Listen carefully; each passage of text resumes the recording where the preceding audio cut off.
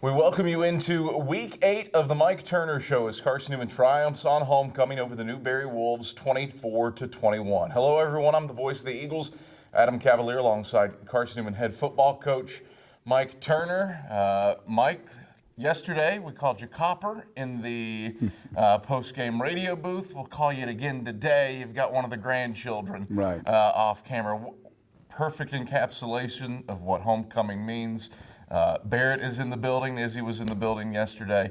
Families in town. Alums are in town. How nice was it to celebrate that in style with a homecoming win over the Newberry Wolves? Well, it was great to be able to be out on campus earlier before the game and go out. There's a couple of tents set up for the alums before the game, for the warm-up, and got to visit with those guys. And then halftime coming in, they were there, and you know, at the end of the game, they were there and waited around. And it shows the real the love and the care for Carson-Newman University, what this institution meant to them, what this football program meant to our former players, and to have our coaches and their families here. And we had a nice meal after the game last night for everybody, and had a great weekend.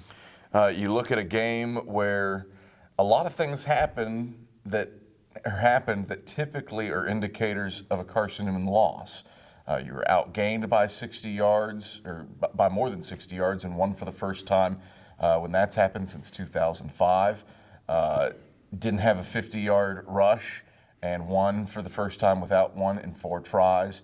What was it about this team that enabled it to grit out a win in spite of some things that typically need to happen to get Carson-Newman a victory? Right. Well, I think those kids played hard yesterday. I think they played hard. I think we had a little bit of a hangover from the week before, maybe. We got going, and you know, we came out and did what we wanted to early, and we wanted to get on the board first in front of Newberry, and we were able to do that. And 2 drives, got 10 points, and then we hit a little bit of a lull there. We had a penalty or 2. We had a breakdown in protection. We didn't execute some on the running plays. I think you know, our defense, we went up 10-0, and then they got a long drive, and I believe that's the way it went, and got them on the board. So we had a chance to do much more things in the first half that we didn't do. But the main thing is our kids were in the ball game. They played hard. They knew it was a must win, and we beat Newberry for homecoming, and that's the main thing. Talking about a must win certainly keeps hopes for the playoffs alive. You talked about this team still writing its story.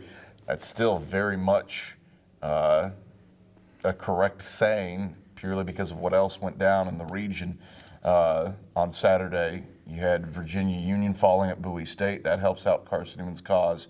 And then you had Fayetteville State losing to St. Augustine's. That helps out the Eagles. And Miles lost to Central State as well. All those things bode well for Carson-Newman. How do you approach that or continue that mentality of, hey, this is still Carson-Newman's story to write? Well, I think we, you know, in the locker room after the game yesterday, we had to work on the celebration. Those kids know they could play better. You know, it was a team win, but you just knew that in there. And we've got a chance to come out this week and get better. We're getting ready to play a Mars Hill team over there that's playing at a high level right now. Got some great players on that football team. So we've got to make sure we focus on it. And the old cliche is just 1 week at a time, but next week it needs to be 1 day at a time getting better. Carson-Newman gets the win over Newberry on homecoming, 24-21. We start breaking down the first half when we get back after these messages on the Mike Turner Show. When I was trying to decide where to go to college, I had a list of schools that I just didn't think I could afford. And to be honest, Carson-Newman University was on that list. But boy, was I wrong. Between scholarships, state and federal grants, and funding directly from Carson-Newman, I can afford a world-class education. And I'm getting that education at Carson-Newman University. Learn more at cn.edu. All right, back on the Mike Turner Show is Carson-Newman gets the win on homecoming over Newberry, 24-21. Adam Cavalier alongside the Eagles head man Mike Turner. Mike, you alluded to it in the previous segment. You said you felt like your team had a little bit of a hangover from the LR game. But at least from the start, it didn't show. You go up 10-0, had to drive stall, but Newberry's one of the better defenses in the league, so things like that can happen. What did you see out of your team from the gates? Well, I thought the start was very, very good. I guess when you're talking about maybe a hangover, it wasn't how they played. It's maybe a little bit. We need a little bit more intensity to be able to finish some things offensively and defensively. We had a chance to score on 2 kickoff returns, and we're a foot away or a leg away from getting that done. So I think they'll see that, and they'll see that Monday, and we'll visit and talk together and say, man, hey, you're 5-2. You just had another win, and let's keep this thing on a roll and get where we need to get to. Had some things dialed up in the passing game too, that your drop or a pass being behind the target instead of on the target, just inches away from biting off some big plays there. Yes, too. we did. We had some opportunities to make some big plays, and more than big plays, maybe touchdowns off of it. And we'll go back and look at that and see if we need to do it better and what we need to do better to get that executed. Talked really since week 1 about winning first down, and you had your worst performance of the season on first down, only 4.5 yards per play, but yet the offense still gets the job done and gets the job done without the explosive play. Only one rush longer than 20, only one play for that matter, longer than 20 yards. What did they do to keep drives alive and punch it in the end zone when they had the opportunities? Well, this goes back to the 4-yard mentality. If you can get 4 yards, you can make a different kind of call on 2nd and 6. And there's some situations we got in there. It was 3rd and this, and we make a choice. Is it a 3rd down and you're going to take 2 plays to get a first down? And there were plays that we lined up to do that.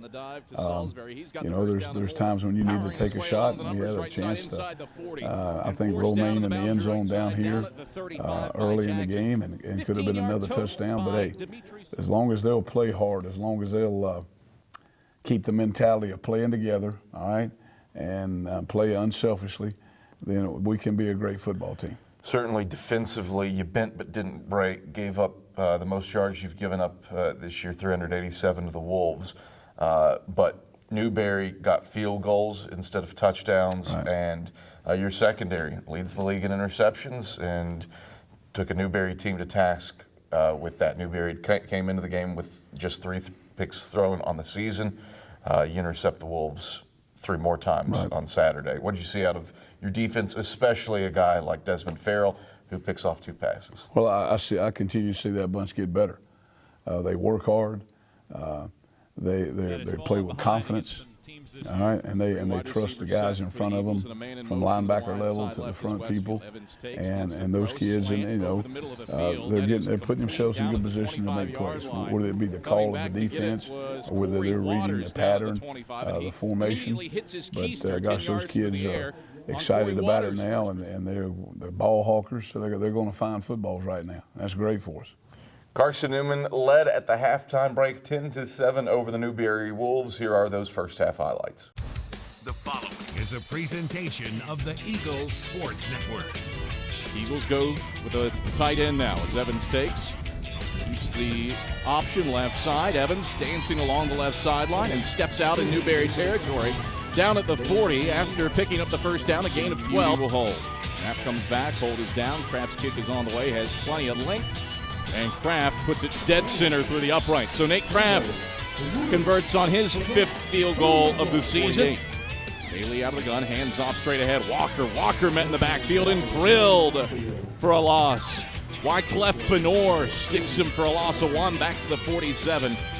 Fenor immediately into the backfield for the TFL. His second and 3 for the Eagles from midfield. Evans takes, gives on the dive to Salisbury. He's got the first down and more, powering his way along the numbers right side inside the 40, and forced down in the boundary right side, down at the 30 at 6 as McCarrick goes in motion to the wide side right. Evans takes speed option to the right. Evans with plenty of running room. He's across the 15, has the first down, spins out of a tackle inside the 10, and forced out of bounds along the right sideline. Fountain, the man that pushes him out. Since 2 receivers, Westfield and Kelly out to the right. Evans takes, trap, right side. Jackson, a hop, a skip, a jump, and he's got 6. Touchdown, Carson-Newman. Too easy for Sharon Jackson. on the play over right tackle, his second score of the season. And Carson-Newman has a 9-0 lead with 85 seconds left. Bailey out of the gun on 3rd and 5 from his own 30. Bailey back to pass, airs out left sideline. That's picked off at the 40-yard line by Desmond Farrell. Farrell with the return across the 35, spins back to the left across the 30, and is brought down by Kitchings over the sack logo down at the 28. It is just the 3rd interception that Newberry has thrown all season. Desmond Farrell gets his 16th career interception. Bailey takes the shotgun snap, hands off Walker straight ahead. Hello, Jimmy Mara. Jimmy Mara swallows him up whole and stops him for a loss of 3. Walker to his right. Snap back. Bailey looking to throw. Airs out left side. That's batted in the air and incomplete. Ray Arterbridge deflects it away from the intended target. Cade Ruff down at the 30 in the boundary left side. And the Wolves will bring on Shea Rogers to punt. That's just a good play. Brings a man in motion. Bailey takes, throws the fade to the right side of the end zone. That is hauled in and caught. Touchdown, Newberry. The tight end, Austin Gordon, makes a play on it along the right sideline of the end zone for his 4th receiving touchdown of the season. Those are the first half highlights. Carson-Newman was up 10-7 at the break over the Newberry Wolves and would go on to win 24-21. Mike Turner, what was your message to the team in the halftime locker room? Well, just to keep believing, all right, to keep trusting. It's a throwback there. You know, yeah, it's a throwback. And, hey, that's what football is. That's also what life is. Yeah, that's not going to change. And you keep believing, you keep trusting, and you keep executing. You know, our problems wasn't a whole lot of what Newberry was doing at times. It was what we were doing to help them out in some situations. So we did that. We had the extended 5-minute homecoming and halftime, you know, and that's always an adventure in itself. But that allowed our kids a little time to relax, rest a little bit, and have some position groups as well as when we got through with team. But hey, we told them, hey, that's 10-7, and goodness gracious, we're in control of the football game. Mm-hmm. Just go out, get loose up, let's go out and play like us, and let's have a good time. Felt like you absolutely dominated the first 25 minutes of that first half, and then Newberry was able to do some things in the final 5 minutes. What changed from the first 25 to the last 5? Well, I think it's a lot of things change when we get the football. The defense gives us the football. We need to plan on going and scoring with it, and not settling for a field. We missed a field goal. Yeah. We had to punt it, I think, one time there or whatever, and that momentum part let it sway a little bit. It shouldn't. All right, it shouldn't do that, but that's just nature, and that happened, and we need to make the most of the opportunities when we get them. Carson-Newman gets the job done over the Newberry Wolves, 24-21 on homecoming. Second half breakdown comes your way after these messages on the Mike Turner Show. When I was trying to decide where to go to college, I had a list of schools that I just didn't think I could afford. And to be honest, Carson-Newman University was on that list. But boy, was I wrong. Between scholarships, state and federal grants, and funding directly from Carson-Newman, I can afford a world-class education. And I'm getting that education at Carson-Newman University. Learn more at cn.edu. Back on the Mike Turner Show as Carson-Newman gets the job done over Newberry on homecoming, 24-21. Mike Turner, a second half that starts off about as well as you could ask for from your team, albeit with one of the more interesting defensive looks I've ever seen. Bernard Scott's interception, you only had 10 men on the field. So yes. I don't know what you and Larry Slade are working on, but it's working. Evidently, we need to redo it. So, no, I mean, we had rotated in a different front, and we had one that didn't make it in. And, you know, gosh, you got people hollering, we only got 10 on the field, and then they throw the pick, and you're going, wow. You know, usually it's the opposite way of that one, and they make a big play out of that. But we're very, very fortunate that we made that play and got the pick, and then we were able to stick it in the end zone and get a great start to the third quarter. You stick it in the end zone, too, with Antonio Wimbush. We talk about him historically frequently. He's up to 5th on the all-time rushing yards list, and his touchdown moves him within 1 of 11th on the all-time rushing touchdowns list. How important a key has he been this year for your team? Oh, he's definitely a key. He's a guy that's he's the leader without voices. He leads by example, which is the greatest thing you can have. He's played very unselfishly, you know, and he is that threat. You know, he's overcome. We all know the things he's overcome physically to be the player that he is, and we're excited every time he touches the football because great things can happen. You look at the offense and you bring up him being unselfish. Really did spread the wealth around. 4 guys, all with at least 50 yards rushing. What's that say not just about Wimbo and Derek Evans, but guys like Dimitri Salisbury and Toot Johnson? Well, you want to have fresh legs, okay? The greatest thing you can do in this offense is keep fresh legs in at running back and fresh legs in at receiver. And changing formations and changing running backs allows those kids, and I was most proud of them yesterday, they took care of the football. And that was critical in the game against Newberry. That's a Newberry team that was 7th in the country in turnover margin. We alluded to the interceptions earlier, but you bring up taking care of the football. How much of an emphasis did you put on ball security after last week's game against LR? Well, you know, it's always number one on the list. We talk about playing hard, playing fast, and take care of the football. But you always know that that's an important part of that. And we did take care of the football. If we're going to be successful offense, we've got to run what we are and pitch the football. That ball is going to be in the air. We got to throw the football down the field. It's going to be in the air. You know, that's where you have confidence in the kids that play and turn them loose and let them go. Defensively, a little bit of a breakout game for Wyclef Fenor. He obviously been doing things well and starting, but hadn't really racked up statistics yet this season. But he comes through with a 6 tackle, 3.5 tackle for loss day. What did he do to lead your front? Well, Wyclef is one of those guys that's been steady all the time. All right, very, very steady player. He's not one of those glamorous guys and all those kind of things, but it's great to see him have a game like that where he's always making a contribution, but make a contribution for tackles for loss and that type of thing. Carson-Newman gets the job done over the Newberry Wolves, 24-21. Here are your second half highlights. Westfield lone man to the right.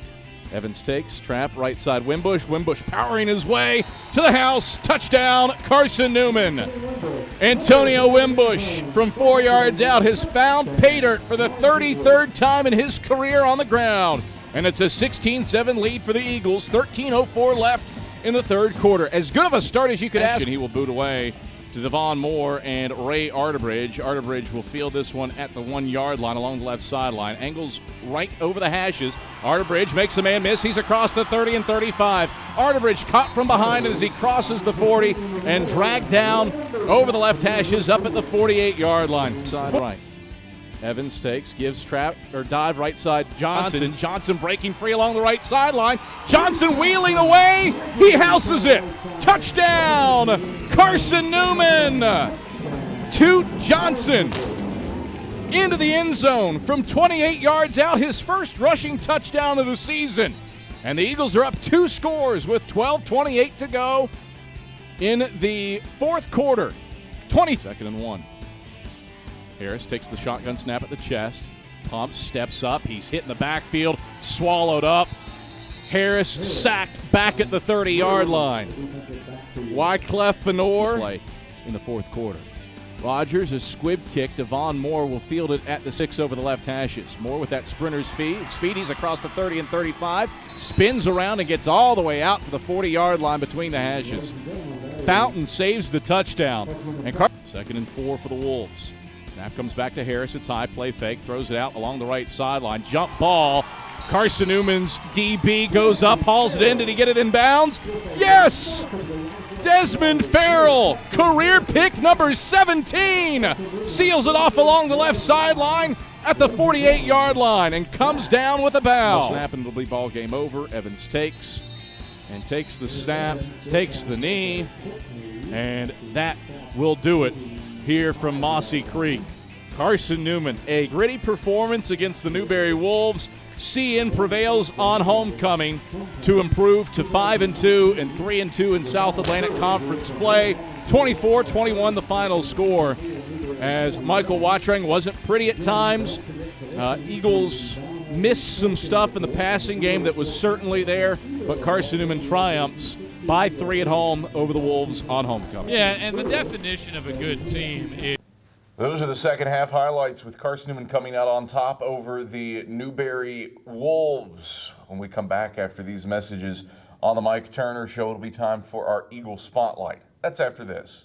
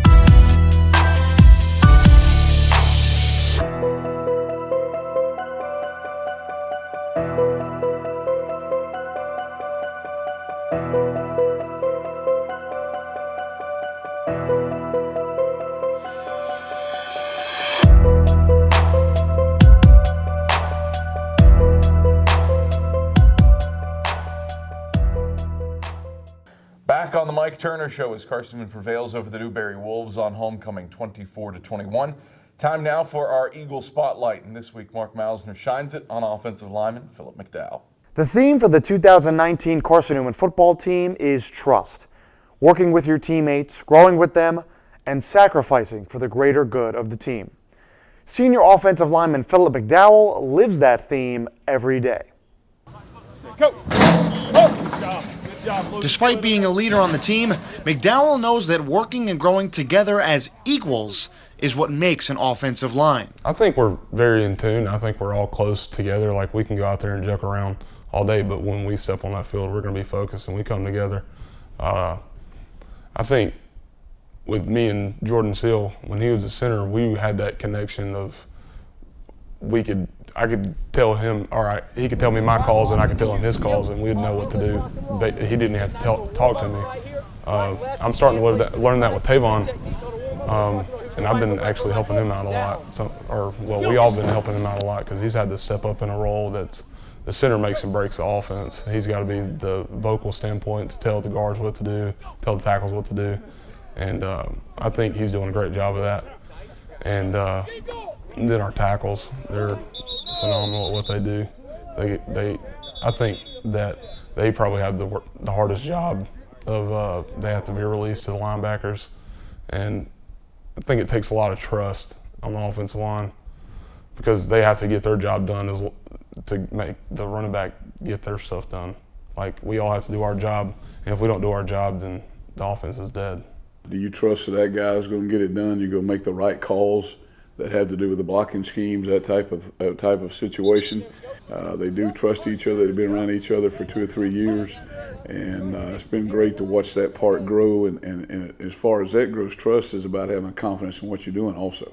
McDowell has grown alongside senior running back Antonio Wimbush. The two have become a dynamic duo, both on and off the field. It's kind of funny. My freshman year, he didn't really like me that much because honestly, I sucked my freshman year. I was coming off knee surgery. I was a scared freshman. Got my first start at Newberry.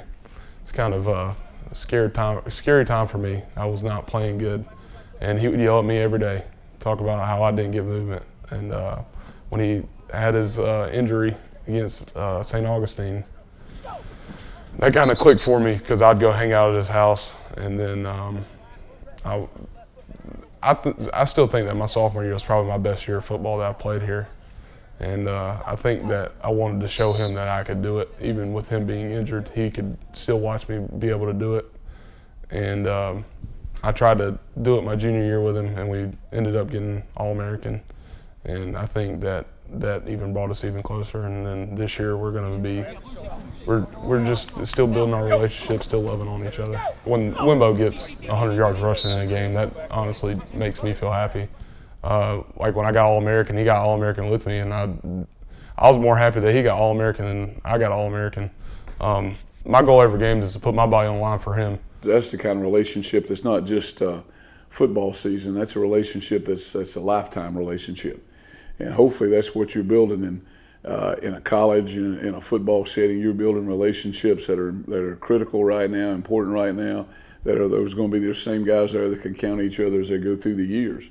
While Philip McDowell's playing career at Carson-Newman may be nearing its end, the brotherhood he has grown here will last a lifetime. For the Eagles Sports Network, I'm Mark Mausner. All right, thank you very much, Mark Mausner. Mike Turner, a Philip McDowell, and an offensive lineman who has turned into an All-American for this program. What's he doing to finish off his senior year in style? Well, Philip and those guys that are seniors on that offensive line have done a great job. They've grown up in this program. You know, you got Philip, you got Jordan Seal, you got Dylan Wilson, you got Reese Fain. They've all grown up in this program. You know, they've most of them have been put in the heat of the battle as a freshman, a true freshman, and have grown up. And we're very, very proud of those kids and how far they've come along. They've made improvements physically, made improvements to the football team. They made improvements to the offense.